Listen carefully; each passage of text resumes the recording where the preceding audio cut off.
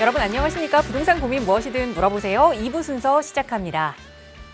자, 얼마 전 일반 청약을 받았던 장인 뉴타운의 한 아파트 9평이 여기서도 17억 원을 돌파했습니다. 이제 강북권에서도 새로운 아파트, 신축 아파트를 매수하려면 그러니까 20억에 가까운 내 돈이 있어야 아파트를 매수할 수 있는 건데요. 가격도 오르고 또 요즘에는 전세 가격도 오르고 전세 물건도 없고 정말 내 집 마련에 대한 고민이 깊어만 가는 시기입니다. 자, 그렇다면 그 고민들은 어떻게 해야 할까요? 저희 전문가들이 기다리고 있으니까요. 언제든 무료 상담 전화 통해서 여러분의 고민 해결해 보시기 바랍니다. 나가고 있는 무료 상담 전화 02-2638-3972번이고요. 문자 편하신 분들은 유료 100원의 상담 문자 샵 3989번도 이용하실 수 있습니다. 자, 그럼 오늘 준비한 2부 순서 지금 바로 출발합니다.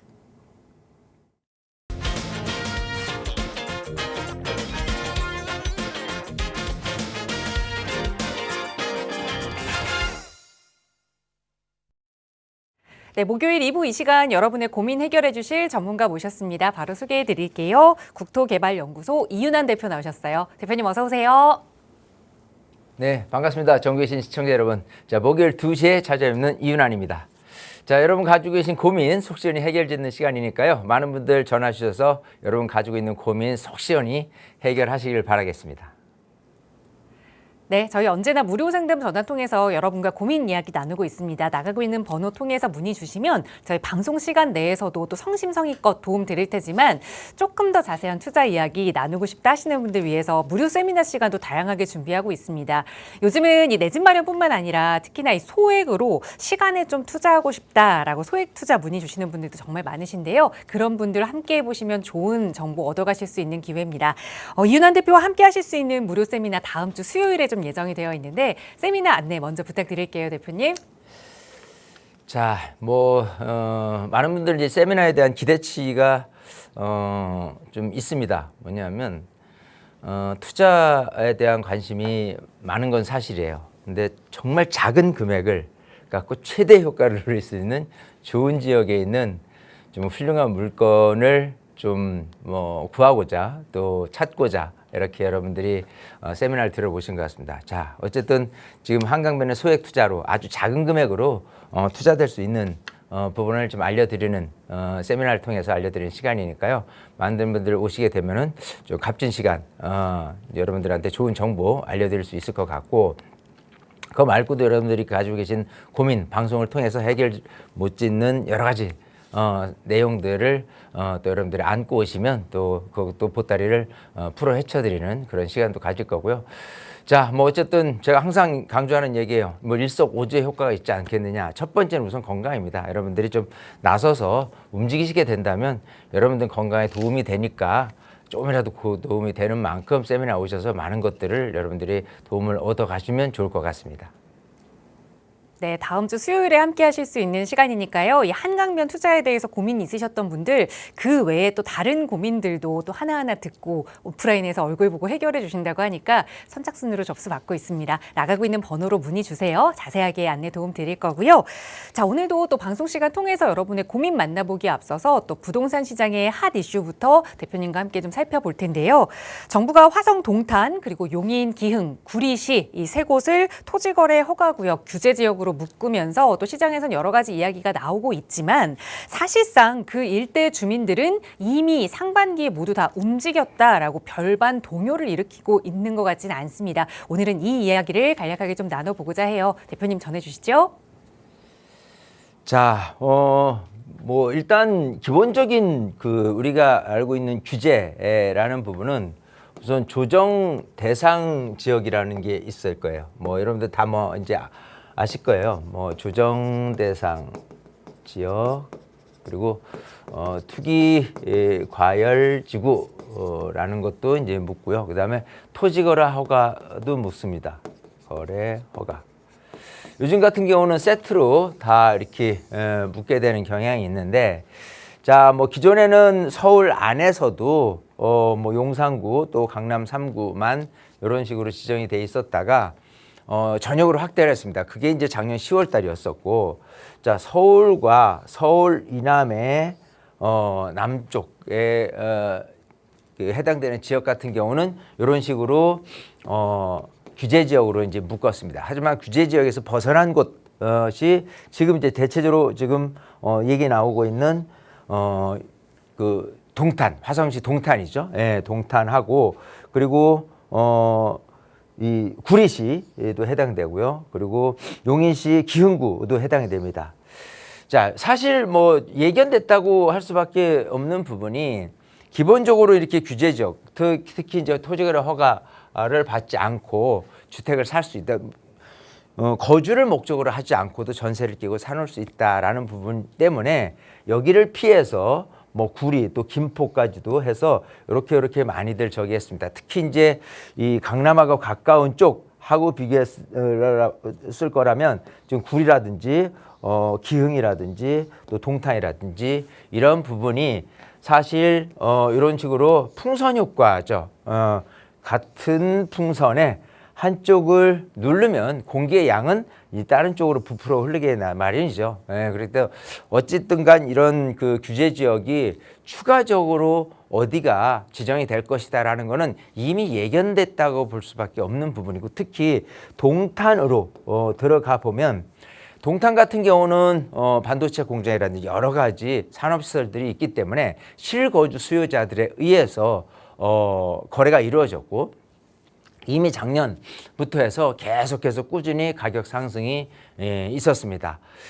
특히 이제 우리가 특히 하는 뭐 역세권 얘기하는데 여기서 얘기하는 부분은 셔세권이라고 있어요. 참 말 만들어내기가 참 재미난데 셔틀버스를 이용해서 이런 뭐 생산기지, 반도체 공장이라든지 이런 식으로 다닐 수 있는 곳 같은 경우가 가장 각광을 받은 곳이고 그게 바로 동탄역 주변에 있는 인근에 있는 아파트들이 거기에 이제 해당되는 셔틀버스를 이용한 출퇴근이 가능한 곳 셔세권이라는 용어까지도 만들어졌습니다. 그렇기 때문에 어쨌든 이런 부분이 이런 풍선 효과처럼 예견됐다라고 한다면 앞으로는 또 이어질 수도 있다는 거예요. 지금 여기서 규제 지역이 아닌 곳으로 따지면 이 구리 옆에 해당되고 있는 남양주가 예를 들 수 있겠고요.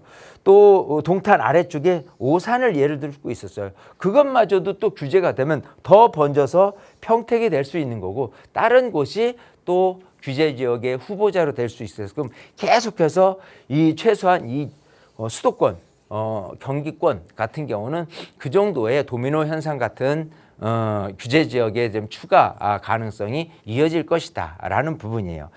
자, 이제 무슨 얘기를 하고 싶냐면 규제의 일변도로 가는 것이 정작 옳은 것은 아니다라고 말씀을 드리고 싶은 거예요. 이것처럼 어딘가 규제를 하면 어딘가 가격이 오르고 수요자들이 자꾸 생겨나 공급에는 한계가 있고 이런 부분에 대해서 계속해서 또 그렇지 않고 또 다른 데로 과연 이게 정책적으로 옳은 방향인지에 대해서 다시 한번 생각해 볼 필요가 있지 않겠느냐. 차라리 전면적으로 뭐 일시적으로 좀 이렇게 규제를 했다가 좀 풀어주는 부분도 한번 고려를 해볼 필요가 있지 않겠느냐 생각을 해보니까요. 어쨌든 뭐 지금 상황은 이렇게 전개되고 또 앞으로도 그렇게 될 수 있기 때문에 그런 부분을 좀 이렇게 정책적으로 잘 좀 준비를 해서 발표를 했으면 좋겠습니다. 네, 많은 부동산 전문가들이 이 규제만이 답이 아니다라는 이야기를 같은 목소리를 내고 있는데 정부는 계속해서 이 규제 카드를 꺼내 들고 있는 것 같습니다. 자, 그에 따른 시장의 분위기는 어떻게 흘러가게 되는지 항상 저희 방송 함께 하시면서 체크하시기 바라고요. 언제든 고민 생기신다면 연락 주세요. 나가고 있는 무료 상담 전화로 함께 이야기 나눌 거고요. 좀 이렇게 무거운 이야기를 나누긴 했지만 또 최근에 월드컵이 아직 끝나진 않았죠.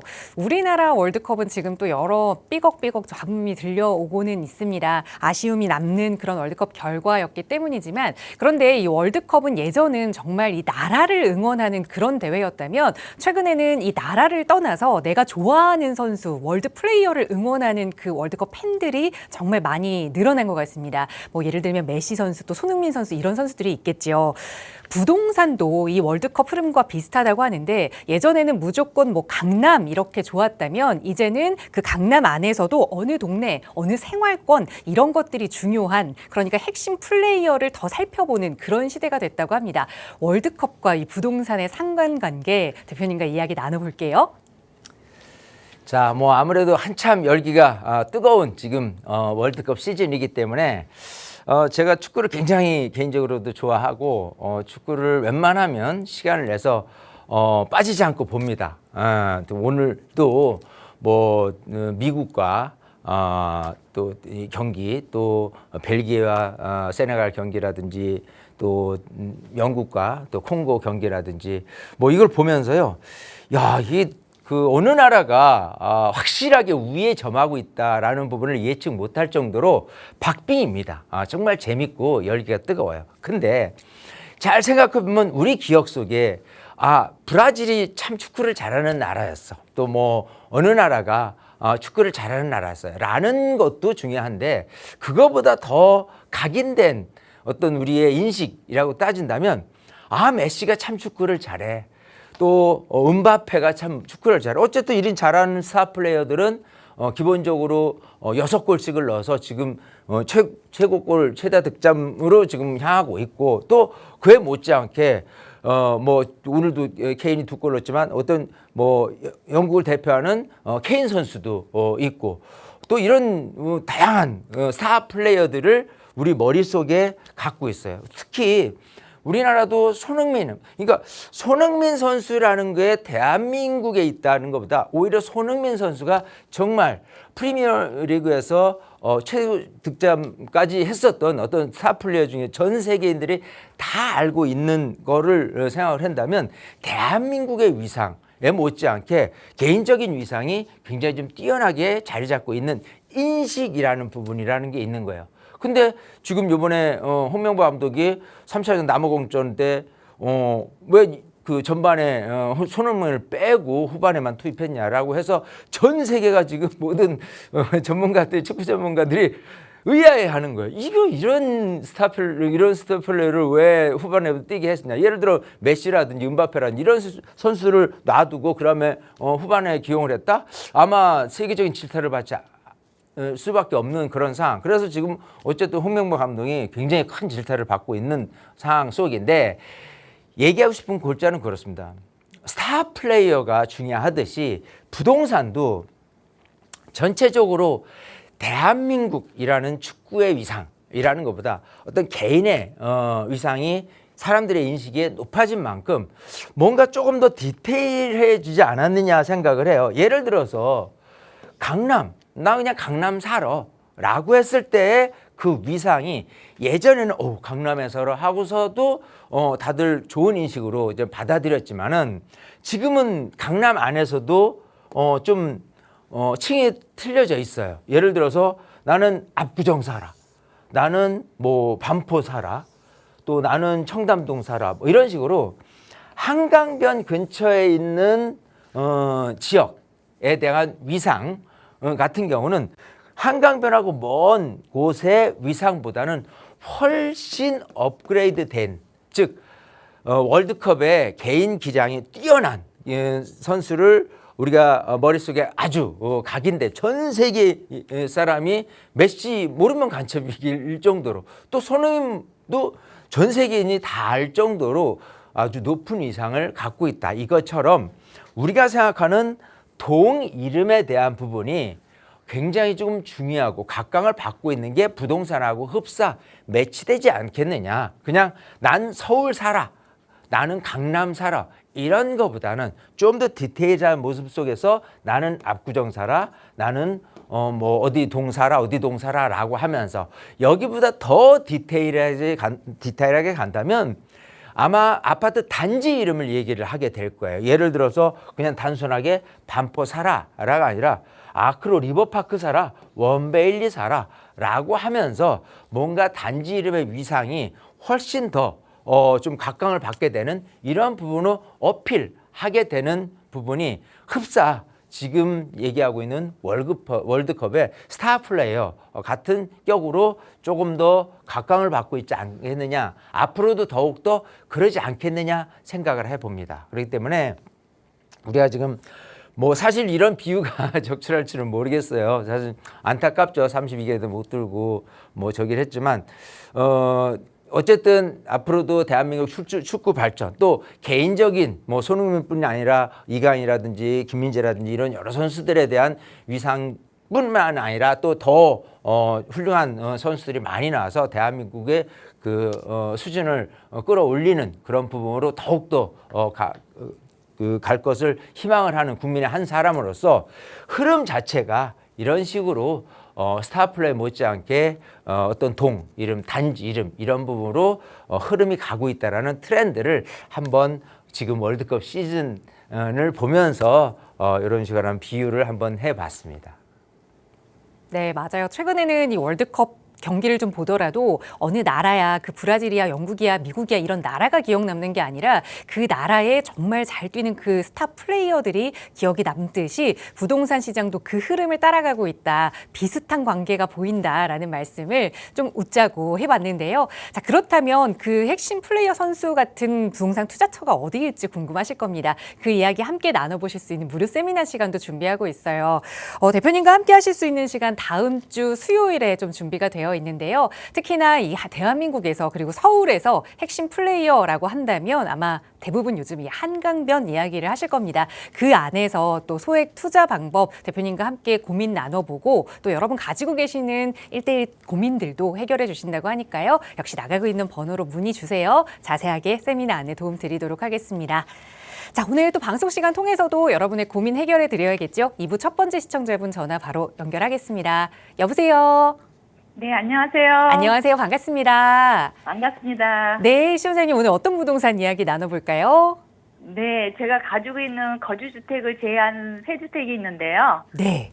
내년이면 8년 준공공 임대주택이 만료가 됩니다. 네. 흥인동 투룸 아파트, 네. 망원도 투룸, 네. 군자동 투룸 빌라 중 노후에 월세를 받고 싶어 두 채를 매도하고 싶은데 네. 한 채만 보유한다면 장기 보유할 좋은 주택은 어디일까요? 알겠습니다. 그러니까 거주하시는 집은 빼고 세 채를 모두 8년 준공공 임대를 등록해 놓으신 거죠? 네. 네, 흥인동이 투룸 아파트 그리고 망원동이랑 군자동은 투룸 다세대 주택을 말씀 주셨는데 그러니까 이거를 좀 임기가 끝났으니 매도하고 한 채는 노후를 생각해서 좀 가져가고 싶다 이런 마음이신 거예요?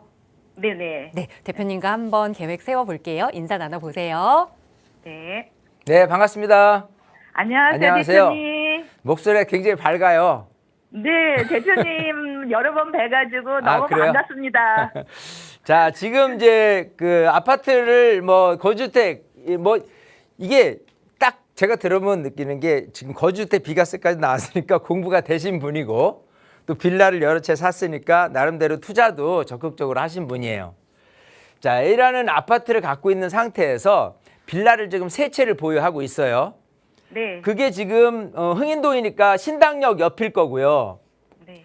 또 하나는 아까 군자동이라고 했고요. 네. 또 하나는 그 망원동이라고 했어요. 네. 자, 이렇게 빌라 세 채를 갖고 있는 상태에서 8년 준공금 임대사업자를 냈는데 이제 내년이면 만기가 돼요. 네. 자, 매년 만기가 됐을 때 뭐 한 채는 그냥 나중에 월세 받을 목적으로 보유를 하고 나머지는 매도를 할까를 계획을 하고 계신데 네. 자, 일단은 그 지금 이제 A라는 아파트에 거주를 하고 계시잖아요. 네. 자, 내용상으로 이 주택임대사업자랑 어떤 혜택이 존재해 있느냐 이거를 조금 말씀드려보면 이제 8년씩을 갖고 있었어요. 새 빌라를. 자, 이 종료가 됐어요. 내년 뭐 이 시점에서 종료가 되면 이 종료 시점으로부터 5년 안까지 얘를 거주 2년을 한 상태, 거주 이전 이상만 한 상태로 매도를 하면은 비과세가 되는 거예요. 네. 자, 그게 이제 거주주택 비과세라는 요건이고 만약에 얘를 계속 가져갔다라고 한다면 어떤 혜택이 있냐면 얘네들은 각각 주택임대사업자를 다 임무 완수를 했기 때문에 언제 팔아도 지금처럼 이게 지금 다주택자 중과를 시행하고 있잖아요. 네. 중과가 안 돼요. 그러니까 일반세율로 다 적용을 받아요. 네. 언제 팔아도 이건 시한은 없어요. 네. 자, 근데 중요한 거는 얘를 조금 팔까를 고민하는데 하나 남겨두는 거는 수익형으로 좀 하는데 이 세 개 중에서 어느 것을 수익형으로 남기고 다 매도를 할까를 고민하시는데 네. 이 다세대, 이 빌라의 역할을 잘 생각해 보면요. 사실은 수익형보다에 대한 보다 시세 차익형에 대한 모습, 희망, 가치가 더 커요. 뭐냐면 보세요. 지금 이쪽에 우선 군자동이라고 얘기하는 곳이 이 광진구입니다. 그죠? 네. 그리고 마포구 망원동이에요. 네. 그리고 중구 이 신당동, 좀 흥인동이라고 했잖아요. 중구에 있습니다. 그죠? 네. 자, 일단 기본적으로 이 세 곳, 특히 이제 마포구라든지 광진구라든지 이쪽 같은 경우는요. 곳곳에 지금 모아타운 열풍이에요. 그러니까 모아타운이 될지 안 될지 모르는 상황에서 만약에 이건 수익형 부동산으로 가치는 없을 것 같아라고 했는데 얼른 팔고 나오니까 갑자기 모아타운 뭐 사업을 진행하겠다고 뭐 동의서 갖고 뭐 해가지고 빌라 가격이 생각하는 것보다 많이 뛰거든요. 왜냐하면 좋은 지역이기 때문에 그래요. 그러면 그렇게 해서 수익형을 남기는 게 낫느냐 아니면 시세 차익형을 남기는 게 낫느냐를 잘 생각하면 사실은 시세 차익형을 남겨둬야 되는 거거든요.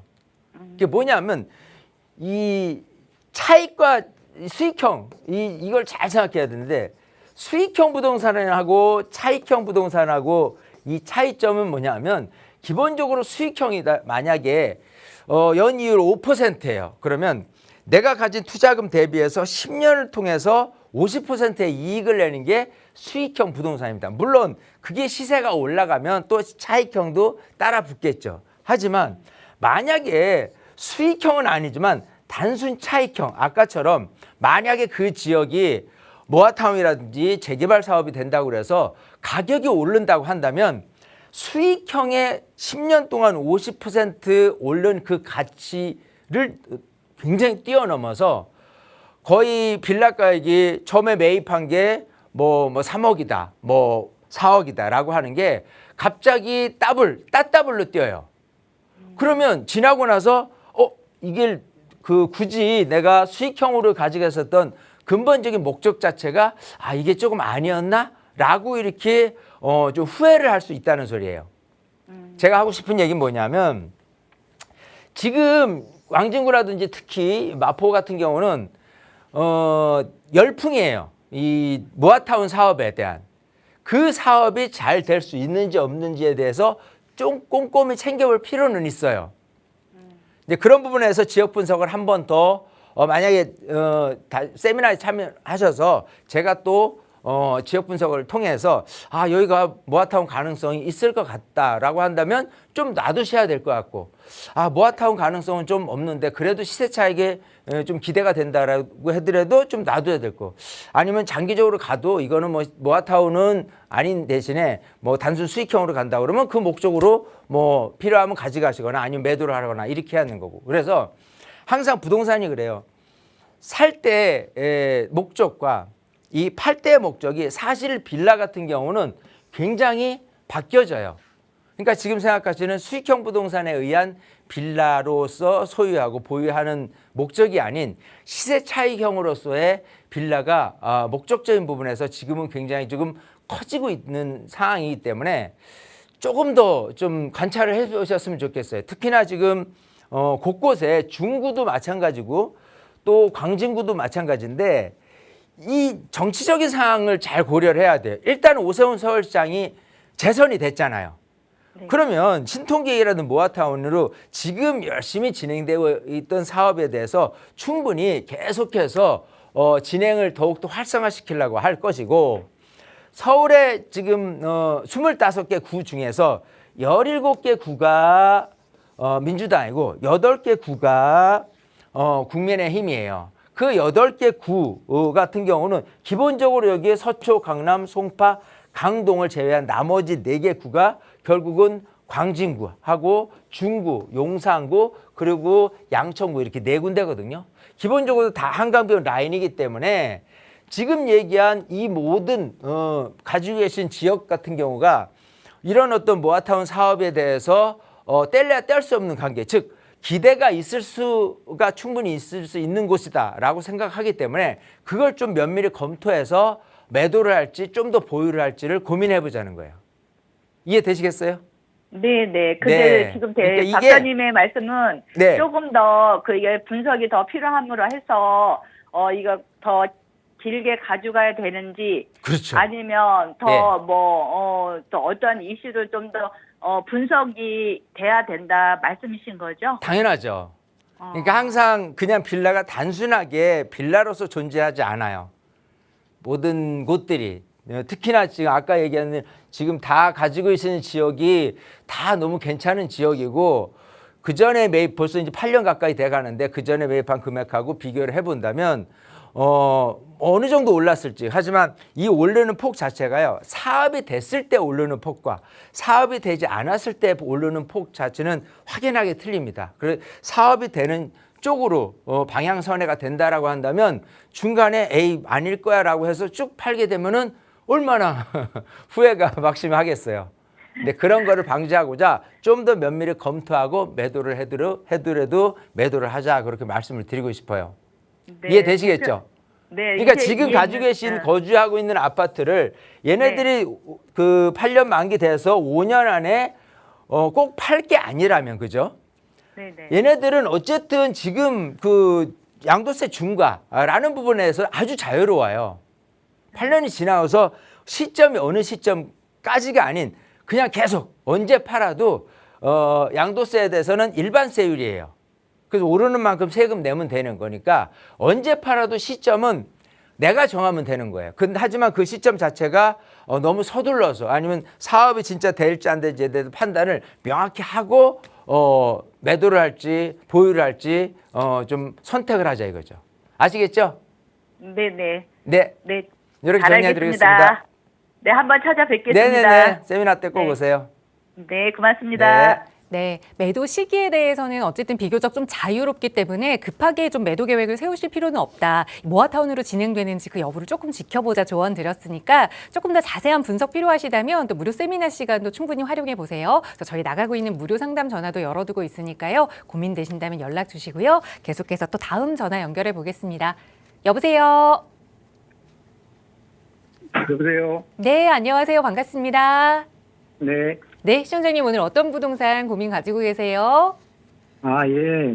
제가요. 네, 동암동 아파트 하나하고요. 네, 사당 1동에 투룸 빌라 하나를 보유 중인데요. 네. 빌라는 계속 보유하고 싶은데, 예, 아파트를 적절한 시기를 보아서 매도를 고민하고 있습니다. 네. 예, 아파트를 양도할 때 비과세를 받으려면은 사당동 빌라를 임대주택으로 등록하는 게 좋을까요? 네, 사당동 빌라를 나중에 매수를 하셨어요. 예, 사당동 빌라를 나중에 했는데 차이가 한 4개월 차이밖에 안 나요. 동암동 아파트하고. 네, 성북구 종암동 말씀 주시는 거죠? 예, 예. 그거를 좀 매도하기 위해서 이 비과세 혜택을 받으려면 임대주택으로 사당 1동에 이 다세대 주택을 등록해야 하는지 좀 복잡한 예, 예. 문제지만 하나하나 풀어볼게요. 대표님과 인사 그리고요. 나눠보세요. 네. 네. 그리고 아들 명의로 네. 천호동에 투룸 빌라가 있는데 네. 이걸 매도하고 자양동 빌라로 갈아타야 할지 계속 보유해야 할지 궁금합니다. 네. 이건 언제 매수하셨어요? 이거는 21년 12월에 매수했어요. 22년도 거의 다 돼서 매수를 하셨는데 이거를 그래도 조금 더 상급지로 자양동으로 갈아타는 게 어떨지까지 두 가지 질문 하나하나 풀어볼게요. 대표님과 먼저 인사 나눠보세요. 네. 네, 반갑습니다. 안녕하세요. 안녕하세요. 반갑습니다. 네. 자, 지금 우선 그 아까 가지고 계신 종암동 아파트 그리고 뭐 비슷한 시기에 사셨다는 빌라가 언제 매입을 하신 거죠? 2016년 12월 27일 날 등기왕을 완료했고요. 종암동 아파트를. 네네네. 그리고 사당동은 27년 4월 네. 말경에 등기전을 완료했어요. 자, 알겠습니다. 자, 일단 종암동에 있는 아파트는 네, 예. 2016년 12월에 매입을 하셨고 네. 여기 그 사당동에 있는 빌라는 2017년 4월에 매입을 해서 4개월 차잖아요. 예, 예. 자, 항상 두 채가 생겼을 때 뭐 하면 네. 뭐 일시적일 때 비과세도 있고 뭐 저기 하는데 일단 상당히 시간이 오래 지났기 때문에 네, 예. 일단은 B인 사당동에 있는 빌라를 좀 소유하고 싶은 더 길게 가져가고 싶은 이유는 아마도 네. 모아타운이라든지 재개발 사업에 대한 기대치가 있기 때문에 이걸 조금 더 오래 보유하고 싶은 것 같아요. 맞나요? 네, 그쪽이 지금 작년에 신통으로 지금 지정이 된 것 같아요. 저기 네. 사당 그 15구역으로요. 아, 예. 신통. 어쨌든 그래서- 축하드리고. 예, 예. 자, 맞습니다. 지금 일단은 여기에 거주를 하고 계시잖아요. 예, 예. 예, 이 종암동 아파트에 거주를 하고 계시고 2016년에 비해서 올랐어요. 그죠? 네. 빌라도 오른 건 마찬가지지만 중요한 거는 얘를 비과세 받는 혜택 자체가 네. 기본적으로 B를 주택임대사업자를 등록을 하게 된다면, 그죠? 네. 자, 얘는 2년 이상 거주를 하셨죠, 이미. 사당동요. 종암동. 종암동요. 예. 예. 종암동은 그때부터 지금까지 거주하고 있습니다. 그래요. 그렇게 해서 얘는 비과세 혜택을 받을 수가 있어요. 그러니까 그 그래요? 요건이 주택임대 사업자를 B 사당동에 있는 빌라를 임대사업자 등록을 하셔야 돼요. 아, 예, 예. 예, 그러면 됩니다. 아, 그래요. 예, 그게 이제 거주택 비과세 요건 소득세법 시행령 155조 20항에 있어요. 뭐 혹시라도 그런 부분이 또 궁금하시면 나중에 세미나에 와서 자세하게 일러드릴게요. 왜냐하면 많은 분들이 이거에 대해서 확실하냐 불확실하냐 이걸 갖고 또 세무사분들하고 물어보면 사실 세무사분들이 이런 부동산에 관련된 그 소득세법이라든지 뭐 이런 내용들에 대해서 디테일하게 그렇게 알지는 못하세요, 많이. 예, 예. 예, 근데 이제 그런 거를 제가 알려드리는 이유는 뭐냐면 이렇게 알려드려서 확실하게 근거가 잡힌 상태에서 임대사업자를 내고 매도를 한다고 하면 양도세 신고하는 데 있어서 이거 맞죠? 라고 이제 예를 들어 세무사분들한테 맞을 수 있도록 제가 그 조항을 알려드려요. 그러면 이제 그분이 이렇게 듣다가 맞습니다라고 하면은 분명히 지잖아요. 그죠? 네. 그렇기 때문에 그런 쪽으로 소득세법 시행령에 그런 조항이 있으니까 그걸 활용하시면 되고 말씀하신 대로 빌라를 주택임대사업자 등록을 하고 매도를 하면은 비과세를 받으실 수 있어요. 아, 자, 그러면 그렇게 그 하면 시기는- 되고. 시기는 언제쯤으로 하는 게 좋을까요? 자, 지금 종암동이 사실을 거주를 하고 계시잖아요. 예, 예. 얘를 주택임대사업자를 등록하는 순간부터는 네. 사실 얘가 이제 주택임대사업자 등록을 종료되는 시점 이전에만 네. 얘를 팔면은 되거든요.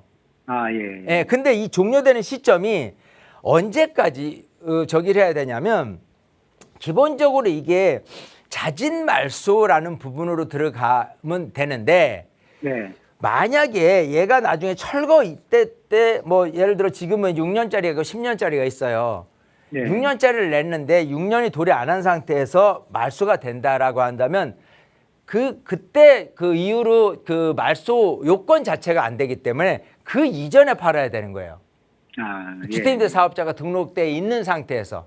네, 근데 예. 자동 말소는 또 틀리거든요. 자동 그래요? 말소가 된 상태에서 하는 거는 5년 안에만 팔면 되는 거예요. 아, 예. 이해되시겠죠? 그러니까 네, 혹여라도 제가 지금 재개발을 막 진행을 하고 있다. 그죠? 임대사업자를 등록을 했어요. 네. 그래서 나중에 철거 이전에 얘를 매도를 하면 되는 거예요. 아, 예. 그때까지는 유효해요. 비과세 혜택이. 왜냐면 또 거주를 네. 하셔야 되니까. 이해되시겠죠? 예, 예. 네. 자, 그리고 두 번째 질문인데 네, 네. 아드님이 지금 뭐 네. 몇 년 전에 이 천호동에 네. 있는 빌라를 매입을 하셨어요. 그죠? 네. 예. 자, 천호동 쪽에 이렇게 해서 천호역 암사역 주변으로 해서 여기도 지금 재개발 얘기가 나오고 있지 않나요? 모아타운 진행 중인 것 같더라고요. 네. 그럼 진행 중이라고 한다면 가격이 좀 올랐어요? 가격은 모르겠어요. 가격은. 네. 가격은 안 알아봐가지고 이게 몰랐는지 그래요. 모르겠는데요. 지금 아마 네. 이거를 매도를 하고 자양동을 하시려는 이유가 뭘까요? 그쪽이 하도 이렇게 좀 지지부진해갖고 네. 그랬는데 아들이 이번 엊그제 주말에 와가지고 네. 6월 말경에 무슨 고시가 확정됐다고 그러더라고요. 네네. 어디고? 여기 저기 천호동 쪽이? 네, 예. 네네. 그래서요? 그 고시가 확정됐다고 그러는데 그러면 뭐 속도가 좀 가는 건지 어쩌는지 몰라서요. 일단은 속도가 가는 거예요. 일단은 고시가 확정됐다는 건 아마 그래요? 제가 볼 때는 그 모아타운 선정 그리고 관리계획 수립 아마 관리계획 수립 고시가 됐다는 거로 저는 이해를 하고 싶은데 예, 예. 정확한 상황은 모르겠지만 어쨌든 그런 분위기라면 사업은 좀 탄력 있게 진행되는 건 맞아요. 아, 그래요. 예. 그 번지수가 네. 337번지거든요. 일단은 번지수보다 네.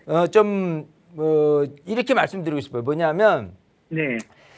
지금 얘가 사업이 빨리 돼서 어쨌든 사업 진행되고 있는데 그럼에도 불구하고 자양동으로 간다라면 자양동의 사업이 빨리 되고 있는 지역은 가격이 더 비쌀 거예요. 네, 그러겠죠. 그러겠죠. 예. 예, 예. 그런 상태에서 조금 웃돈을 더 주고 그래서 자양동 사업 되고 있는 곳을 가냐 아니면 언젠가 여기도 사업이 될 가능성이 있는 곳을 비슷한 금액선으로 아니면 더 낮은 금액으로 갈 거냐 이거는 사실 좀 고민해 볼 문제가 되는 거잖아요. 네, 예. 저는 이렇게 봐요.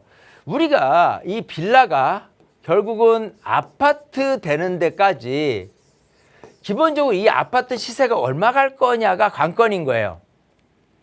근데 물론 천호동도 좋은 지역이에요. 사실은 전체적으로 아파트 단지들이 많이 들어서게 된다면은 굉장히 조금 좋은 주거지로서 업그레이드 거듭날 수 있다는 생각은 있어요. 하지만 우선 구부터 따지면 이 천호동은 강동구거든요.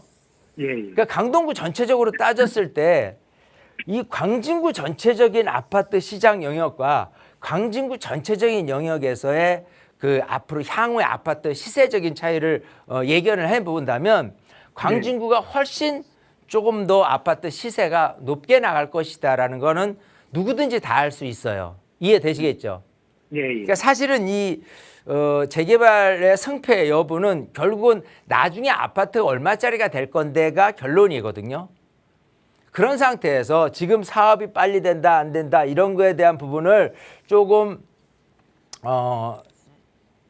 그 사업 속도적인 측면에서 좀 그 하시는 것보다는 저는 향후에 나중에 그 가치 아파트 시세가 높아질 수 있는 지역으로 따졌을 때 보면은 광진구 자양동이 강동구 천호동보다는 좀 더 위에 있지 않겠느냐. 제가 얘기한 좀 더는 겸손한 표현이고요. 상당히 위에 있을 수도 있어요. 생각하는 것보다. 그러면 이 타이밍 자체가 언제 갈아타기 하면 좋냐 하면 초기 단계에서 갈아타기를 해야 돼요. 초기 단계를 놓치면 생각하는 것보다 가격이 많이 벌어집니다. 예를 들어서 이 자양동 같은 경우 왼쪽을 보면요. 성수동이 있어요. 또 자양 그 뭐 1동, 2동도 있지만 자양 4동도 있고요. 성수동도 있어요. 자, 이쪽 라인의 개발지 같은 경우 빌라 시세가 얘는 30억이고요. 얘는 지금 20억 육박합니다. 얘가 지금 한 12억 육박해요. 사업 되고 있지는 않은 데는 7억대 정도 하고 있는데 근데 어쨌든 천호동 지역이 아무리 사업이 진행된다고 하더라도 이런 성수동이라든지 자양사동이라든지 이것처럼 빌라 시세 자체가 그렇게 가격이 확 뛰어오르는 지역은 아니거든요. 그러니까 시간이 지나서 사업이 진행되기 때문에 가격이 스물스물 올라가는 건 맞는데 여기처럼 가격이 팍팍 용수철처럼 뛰는 곳은 아니기 때문에 초기 단계에서 얘를 갈아타기 하는 게 유리하지 시간이 지나면 지날수록은 얘는 오히려 값어치가 더 올라가 있을 거란 소리예요. 이해되시겠죠?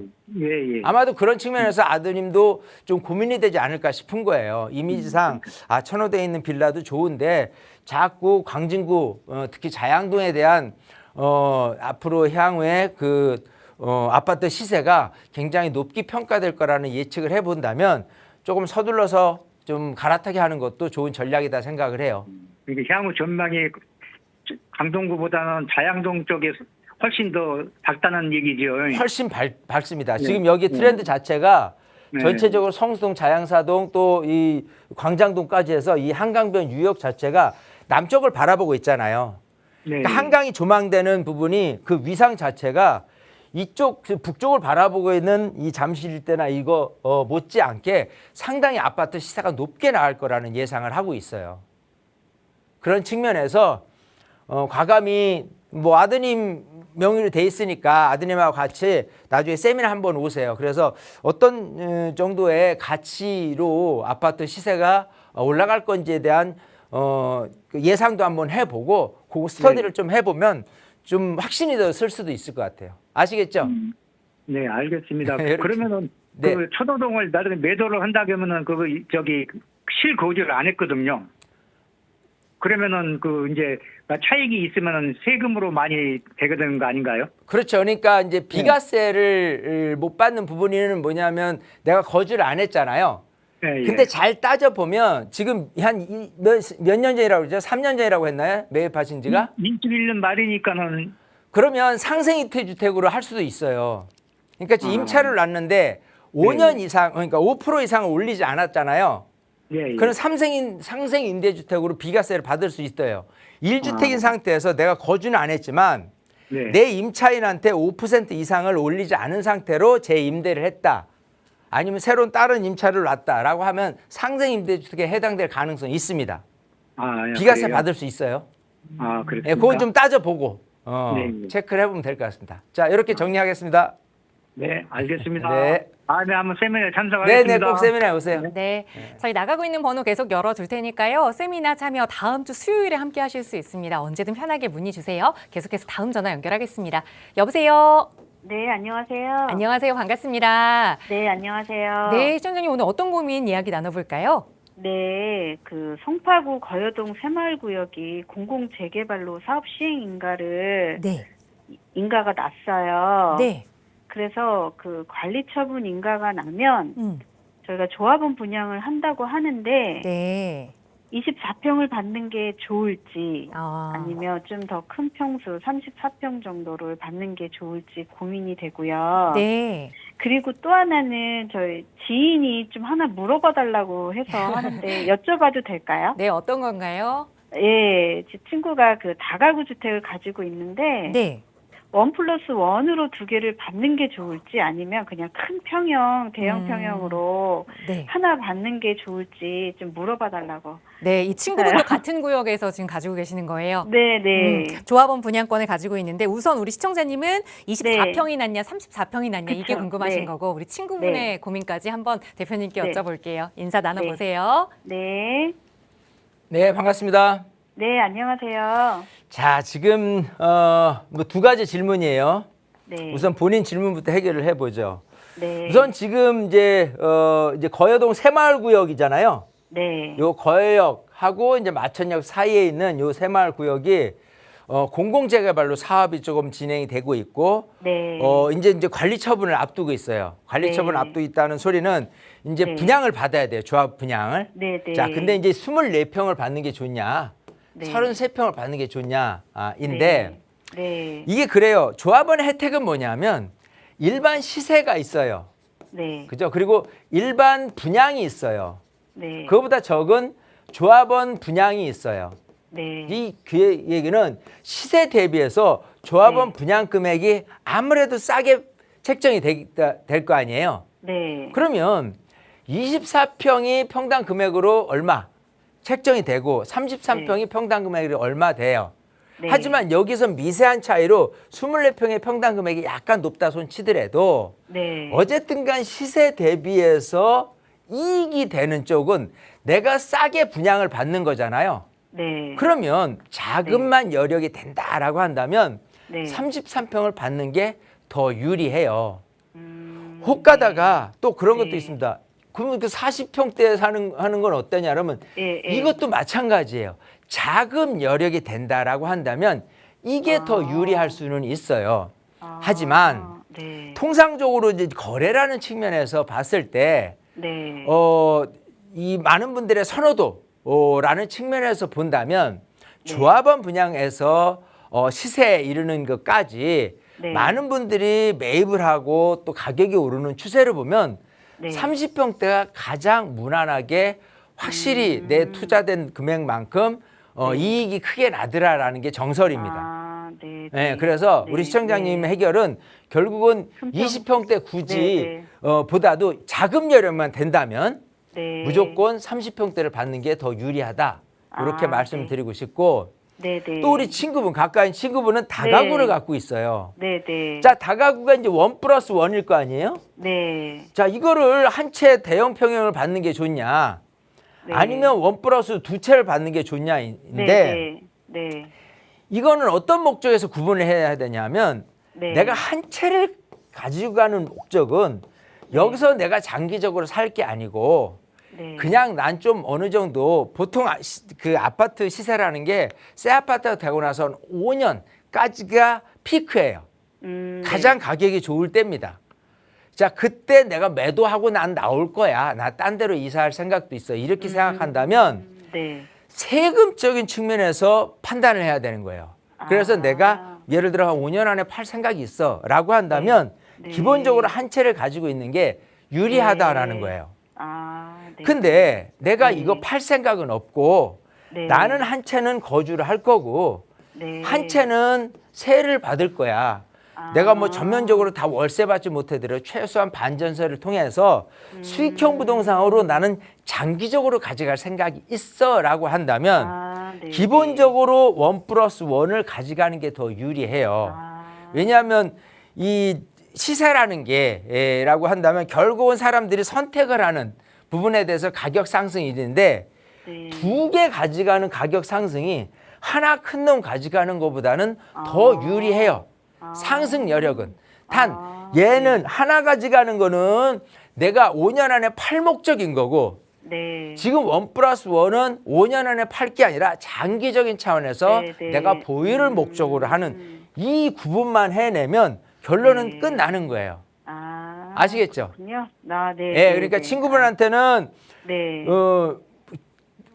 이 어떻게 부동산 사항들이 네. 또 있어요. 네. 이거 말고 또 뭐 다른 것도 있고 뭐 이렇게 정신없을 수도 있거든요. 왜냐면 네. 다른 게 있는데 하나 가지고 있으면 얘도 또 비과세가 안 돼요. 다른 거하고 엮여서. 아, 그렇잖아요. 그럼 좀 그러니까 여러 가지 그것도, 측면에서 네, 그분이 봐야 사항을 되겠네. 좀 조합해야 되고 그분 사항이 우리 시청자님이 어드바이스 해주기는 확실히 네. 모르겠다라고 한다면 나중에 세미나 손들 잡고 같이 오셔서 네, 이런 한번 거라도 방문하도록. 물어보시라는 거예요. 네, 세미나 한번 때 오셔서 방문하도록 여러분들 할게요. 갖고 있는 고민 아니면 뭐 전화 상담 해서 해야 되니까 이렇게 물어보시고 또 우리 시청자님도 정확하게 요거 지금 도면이나 이런 것들 있을 거예요. 그런 거 가져오셔서 또 아, 물어보세요.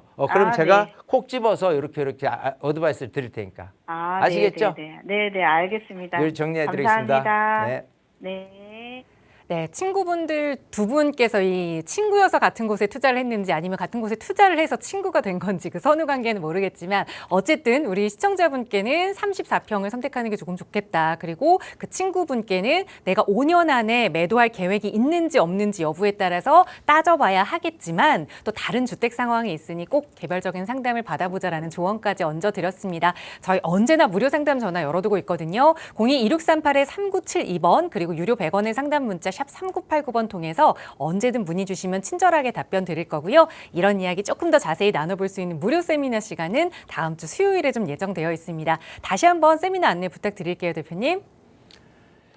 자, 그래요. 뭐 항상 하는 얘기예요. 일단 여러분 건강 생각해서 움직이시라 이거예요. 그래서 세미나에 오시는 건 여러분들 건강 도움이 되는 첫 번째 아주 큰 도움이 되는 방안이고 나머지는 지금 이제 한강변 소액 투자에 대해서 얘기를 하는데 여러분들 다 이해합니다. 소액 정말 최소한의 소액으로 최대 효과를 내고 싶은 분들 많을 거예요. 어쨌든 그런 부분에 대해서 자세하게 얘기를 드릴 거니까요. 또 여러분 갖고 있는 고민까지도 좀 뭐 안고 오시면 거기서 보따리 딱 푸시고 그거에 따라서 제 상황에 맞춰서 이렇게 저렇게 좀 해결을 해드릴 거예요. 왜냐하면 방송을 지금 18년 하면서 느낀 건 여러 가지 사례들이 있는데 그 사례들을 어떻게 하면 여러분 상황에 맞춰서 해결해 드릴 수 있느냐라는 부분이 가장 중요한 겁니다. 그래서 갖고 있는 고민이 일관된 답변으로 나온 게 아니기 때문에 직접 오셔서